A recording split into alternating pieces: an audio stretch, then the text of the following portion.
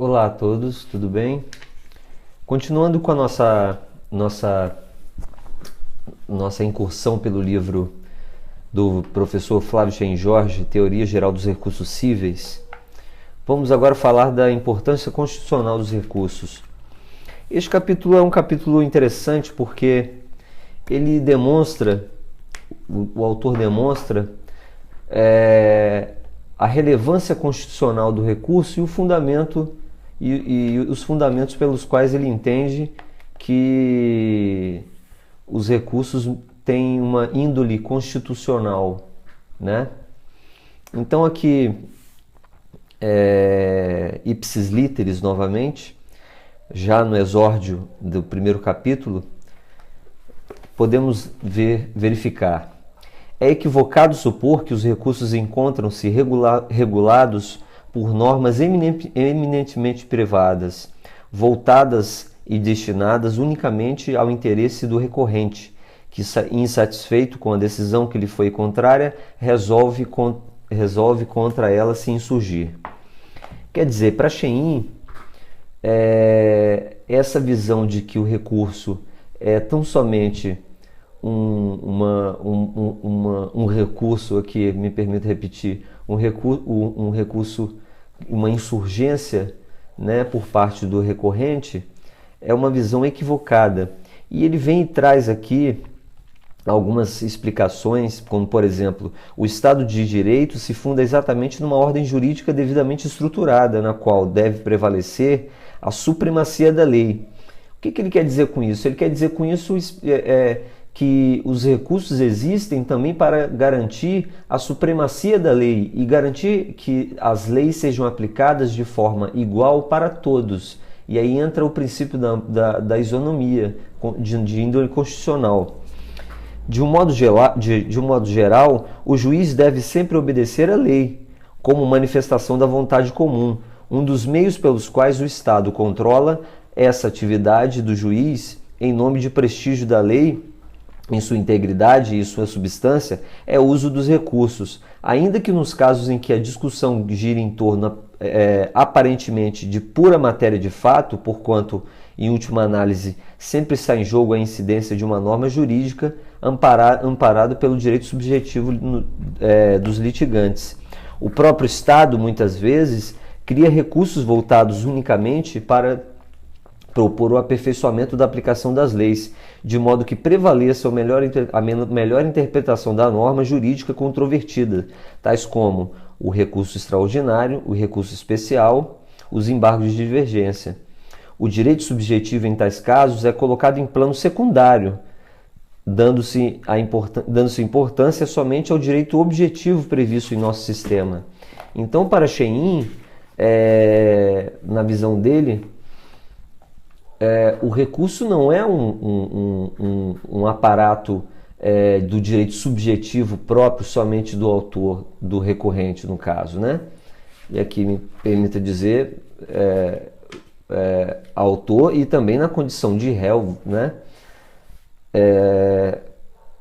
Então, sintetizando essa parte, o recurso não é voltado exclusivamente para o autor, ele tem uma índole constitucional. Schengorge cita essa índole constitucional, refere-se a ela, dizendo que o próprio Estado muitas vezes cria instrumentos para o controle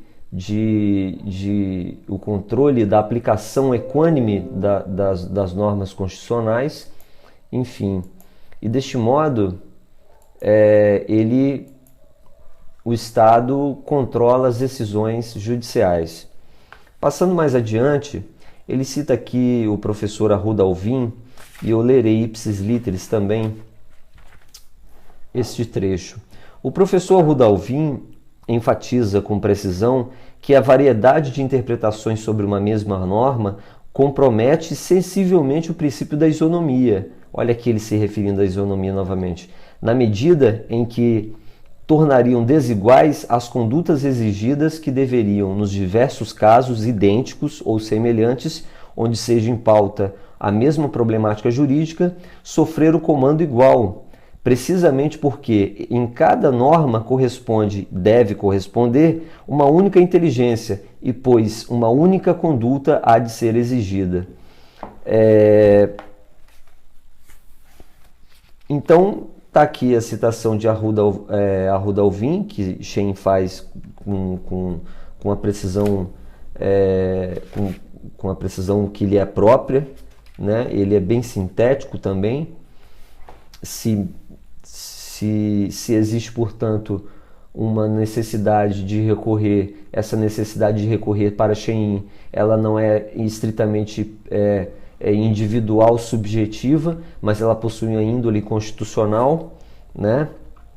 Então, lerei outro trecho ipsis literis que eu acho fundamental.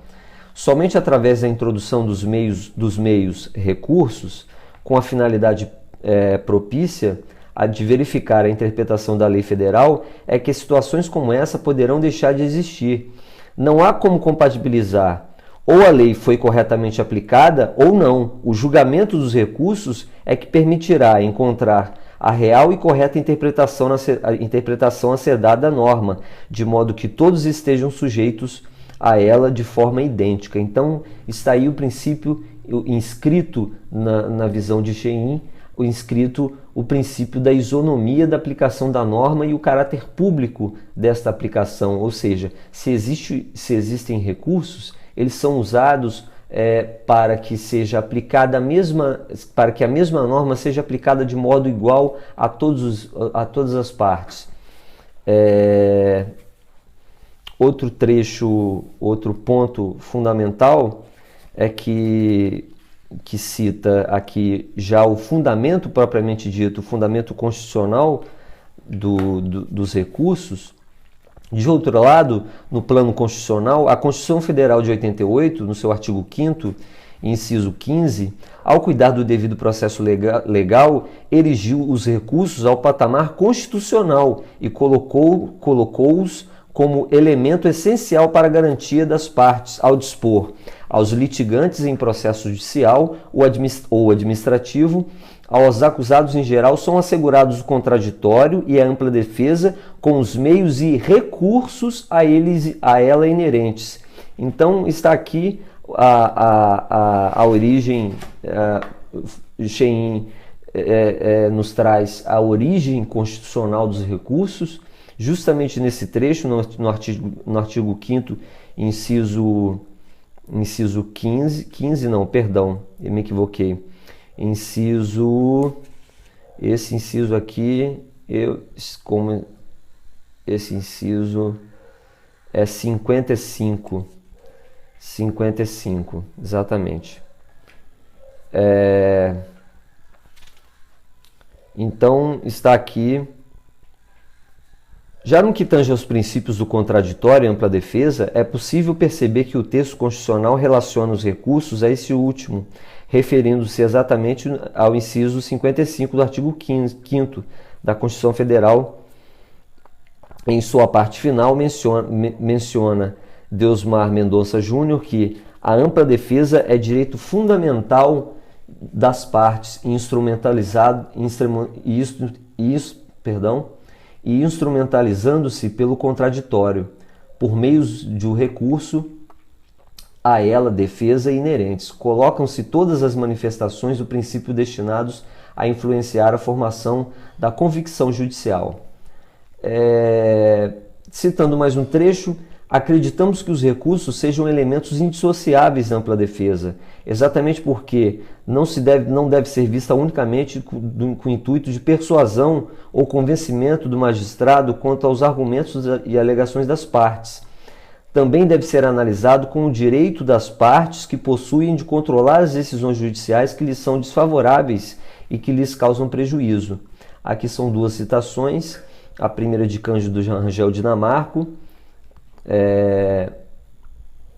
a citação aqui de número 7, de Cândido Alexandre Moraes, perdão, e a número 8 de Cândido Rangel Dinamarco, onde ele diz que justamente no trecho, também deve ser analisado como direito que as partes possuem de controlar as decisões judiciais que lhes são desfavoráveis e que lhe causem prejuízos. Neste capítulo também como síntese, evidentemente, para não exaurir a obra do autor, mas aqui tentando sintetizar uma visão que seja minimamente, que seja sintética, mas também não seja estéril. Eu cito também uma citação do próprio autor. Shein vem nos informa: como sintetiza com perfeição Joaquim José Calmon de Passos, e aqui o saudoso Calmon de Passos, né? Afirmar o direito ao recurso como garantia constitucional não implica o reconhecimento do direito de recorrer de toda e qualquer decisão em qualquer fase do procedimento que antecede a prestação da tutela jurisdicional reclamada.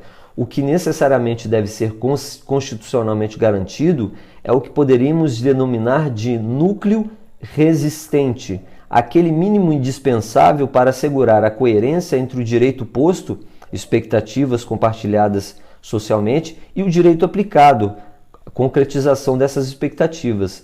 Garantias inerentes a um Estado democrático, portanto, é um controle interno das decisões judiciais mediante a técnica dos recursos. Então, finalizando aqui com Joaquim José Calmon de Passos, eu finalizo esse capítulo, né, que é o capítulo referente à importância constitucional dos recursos, que Shein Jorge nos traz qual a relevância dessa aplicação. E aqui eu repito novamente o exórdio do seu capítulo, ipsis literis: é equivocado supor que os recursos encontram-se regulamentados por normas eminentemente privatísticas, voltadas e destinadas unicamente ao interesse do recorrente, que, insatisfeito com a decisão lhe foi contrária, resolve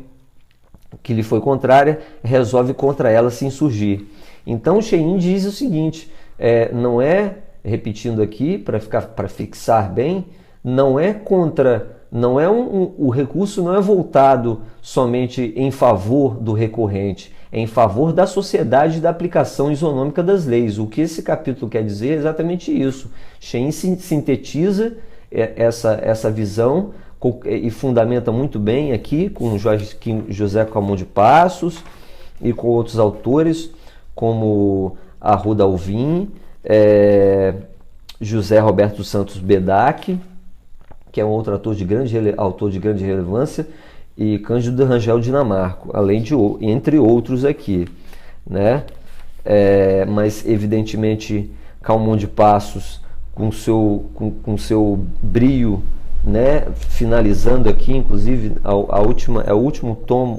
o último trecho onde é citado Calmon de Passos. Shein demonstra cabalmente que o recurso, além de ter um caráter público, ele possui nitidamente uma natureza de controlar, ou seja, um instituto do recurso visa controlar, com base no princípio da isonomia, a aplicação isonômica das leis. Sinteticamente é isso. Eu agradeço a todos vocês, agradeço novamente, como farei em todos os vídeos, agradeço ao Shein e espero vê-los nas próximas aulas que virão a cada capítulo, ou grupo de capítulos, né, a depender do tempo que a síntese requerer. Eu irei fazer referência a este grande autor que é o Shein Jorge. Faço questão inclusive de mostrar o livro dele, essa última edição, uma edição que vem mais encorpada, é uma edição já atualizada com o Código de Processo Civil novo, né? Então, embora eu tenha uma tendência a olhar para o lado errado da câmera, eu me recordo que a câmera fica do lado direito. Enfim, E aí agradeço a todos pela atenção e o tempo dispensados. E, enfim, uma boa tarde a todos e muito obrigado.